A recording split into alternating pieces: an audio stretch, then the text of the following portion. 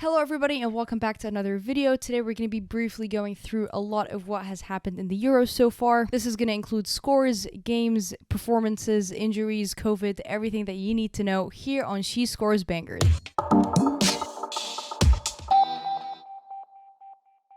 England was able to defeat Norway 8-0, scored 8 goals and conceded nothing. England had just come off a 1-0 win against Austria with the opening game, and Norway coming off a very comfortable and dominant win against Northern Ireland where they were able to achieve 4 goals and only concede 1. Both nations arguably have some of the best rosters and players in this competition. A lot of media, pundits, and I think just regular fans expected this to be quite a narrow game between the two. It kicked off quite even until a 12th minute penalty that was given to Ellen White. The penalty was quite a controversial one, however it did not even go to a VAR reviewing. A lot of people thought it was quite a soft penalty, which you can definitely make a good argument for.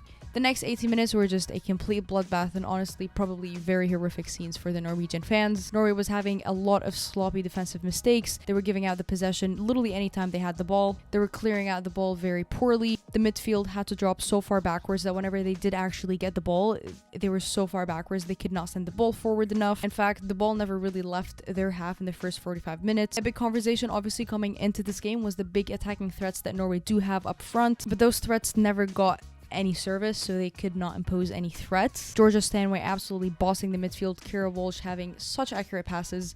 She's definitely one of those players that flies under the radar when her team's having a lot of success. Her movement is very great in intercepting the ball, moving the ball, and really shifting the momentum where she wants it to be. Lauren Hemp got a goal of her own, Ellen White was able to get a brace, and Beth Mead got her hat trick. Beth Mead has been on phenomenal form. She definitely is on her way for the Golden Boot. I would also start having the conversation that she could possibly be nominated for the Ballon d'Or, but that is definitely for a later conversation. Alessia Russo also came on the second half and had the goal of her own. Lucy Bronze had a very good game in the back, and it was just overall such a superb and dominant performance from every single English player on the field. Norway, on the other hand, looked completely lost. Thornsdottir was having a shocking game in the back. She's a very great defender with a ton of experience, but she does tend to have a lot of blunders like that.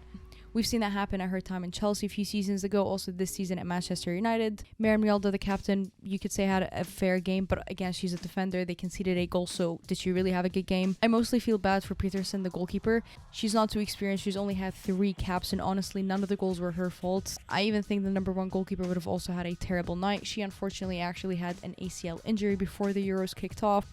Going to the second half, I would have presumed at least 3 substitutions, a formation change, and just a completely different game plan. I somehow was very, very wrong, as he actually only came out with 1 substitution during halftime, did not change the formation, and did not change literally anything from the first half. Mind you, they finished the first half 6-0 down. Not a single team has ever been able to do that before in the Euros. I felt maybe the substitutes were going to come just to kind of balance it out, or get a goal back, or just stop conceding. His next substitutes were when he was 7-0 down in the 72nd minute. It just did not make sense. Thornsdottir, again, who had a very poor game, played the entire 90 minutes. It made no sense. Norway was playing quite a narrow backline in a very tight and compact one, which is literally a defender's nightmare when you're playing against Beth Mead and Lauren Hemp.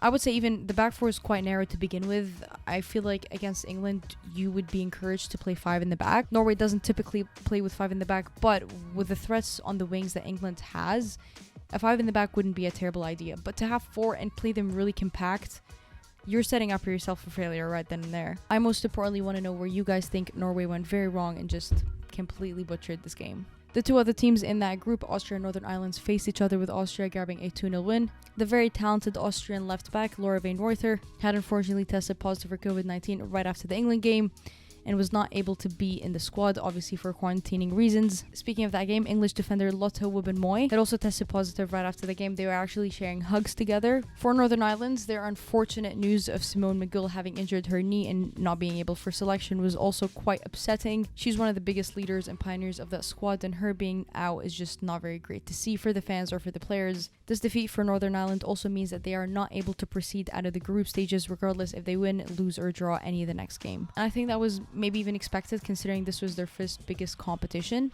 And, you know, they might not have the most technical squads or the most amount of star players on their team, but in the last 2 games that they have won out, they have played their entire heart on that pitch. Just the resilience, the hunger, and the motivation these players have is very, very bright for the future for this team. Their next game, obviously, is unfortunately against England for them. I'm hoping they're able to have a nice send-off from the competition and England is able to take it a little bit slower on them. Another very unexpected scoreline was France beating Italy 5-1. I actually was a fool and thought Italy was going to give France quite a hard day. I thought the Italian defense and the midfield was going to put France in a bit of a deep water situation, and I was completely wrong. Italy's defensive line was absolute chaos. It was made out of Legos. France's football was absolutely superb and such a joy to watch. It was fast-paced, it was so quick, it was so technical. I mean, it was a fun game to watch. Cascarino and Katoto each got a goal. WEUROS was actually able to get a hat-trick, so that's 2 players who have been able to get a hat-trick in the group stages so far. I have a feeling that Italy might be able to bounce back, and I really hope the pressure did not get to them or the high expectations. Belgium and Iceland had a very fun game against each other, which actually ended in a draw. Iceland was really pouring it on the Belgium team. They looked like they probably were able to edge and win the game, and they came very close to doing so. However, a missed penalty kind of pushed them backwards. Belgium was actually able to equalize through a penalty of their own. Netherlands versus Sweden, a game that could possibly take place in the semi-finals, possibly even the finals, was a very fun game. Netherlands for the first 50 minutes looked absolutely atrocious, and I'm very glad they were able to turn it around. Things turned around a little bit for the Dutch in probably a very unexpected manner. And their no one was caught in a little bit of a challenge where she had to be subbed off after what looked like an ankle injury. Arvind Ndel was also involved in a bit of a clash that forced her to leave, which has been confirmed now that she had sustained a very bad injury to the shoulder and she's not going to be competing in the Euros anymore. This forced the formation to change a little bit. Jill Roord was able to drop in the midfield a little bit. Martins and Miedema were very good in switching sides and kind of allowing Viv to drop a little bit backwards, which ultimately got them the goal. Jackie Groenen had an outstanding game, and unfortunately she actually also tested for COVID right after the game. Sweden had quite a good game. I thought they kind of slowed down a little bit, which has been a consistent issue of theirs. They pour on so much pressure and they pour in such a high intense pace that sometimes by the end of the game or towards the end of the first half, you could say that energy kind of dips. That is something that we saw during the Olympics and obviously did not turn out too well for them, as they did lose the finals against Canada. Overall, it was a very fun game to watch. Both teams came very, very close to winning the game, especially Sweden in the last few minutes. However, it's not actually them at the top of the table. It's actually Switzerland and Portugal, who also fought each other in a very dramatic draw. Switzerland got a lead in the first 5 minutes of the game, and Portugal was also able to equalize within the space of 5 or 6 minutes in the 58th minute as well. 3 yellow cards were shown to the Swiss team, so a lot of these players are going to have to be pretty careful throughout the competition. Some unfortunate news that have come out from the Swiss camp is that they have been forced to cancel training, as 8 of the 23 players have been affected by what looks like a stomach virus. Germany also had a very dominant game against Denmark, just shutting out Denmark's lights out. 4 different goal scorers, 4 different techniques of scoring the goal. It was a top-notch performance by the German side. Leah Schuler also unfortunately has tested for COVID-19 and is going to be missing the game against Spain, which is such a shame. I'm hoping there's no more COVID outbreaks. I think this is the last thing the Euros would need. I'm hoping there's no ACL injuries, no ankle injuries, no broken collarbones, shoulders, just a healthy Euros. Make sure you subscribe to us here on YouTube and follow us on Twitter to stay updated and to continue enjoying the beautiful game. I will see you later.